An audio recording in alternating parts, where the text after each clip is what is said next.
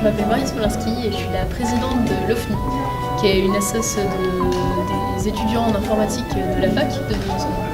Et donc on organise divers événements autour des passions des informaticiens, on essaye d'aider les promos à se rassembler. Donc ça fait depuis quelques années que la Global Game Jam est organisée à Besançon et cette année c'est nous qui avons écopé de son organisation.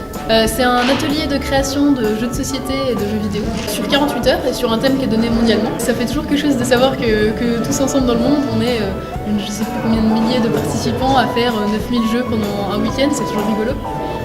Après on mène des pas tous en même temps et puis aussi dans le feu de l'action, on n'arrive pas forcément à se connecter aussi bien qu'on le voudrait avec les autres, même s'il y a plein de choses qui sont mises en place pour rassembler les gens de plein de pays.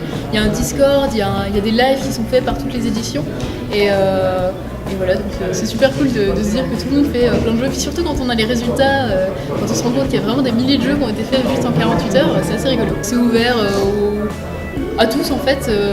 Pour faire un jeu vidéo, c'est vrai que c'est mieux de savoir comment coder, mais après on peut toujours se trouver des compétences en dessin, des compétences en musique, et après pour faire du jeu de société, ce qui est bien, c'est qu'il n'y a besoin d'aucune compétence et qu'on peut arriver et juste s'amuser à faire des jeux sur cet atelier-là.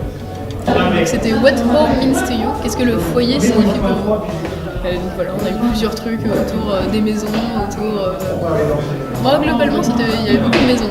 Et ben en fait la restitution elle se déroule un peu comme chacun veut, donc nous on se disait que c'était super cool d'avoir une restitution de la Global Game Jam qui permet d'exposer les jeux au public, mais pas que, d'avoir aussi de rassembler les assos de jeux de société, de jeux vidéo, et de permettre d'ouvrir un peu l'espace au public, parce que bon, la Global Game Jam c'est aussi pour la promotion du jeu vidéo et du jeu de société, donc faire ce genre de soirée, ça y participe.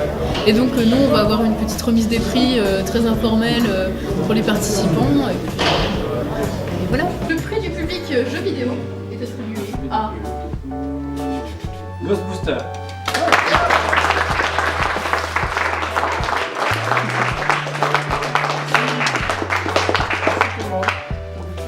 Et le prix du public jeu de plateau est attribué à Cats Vendetta.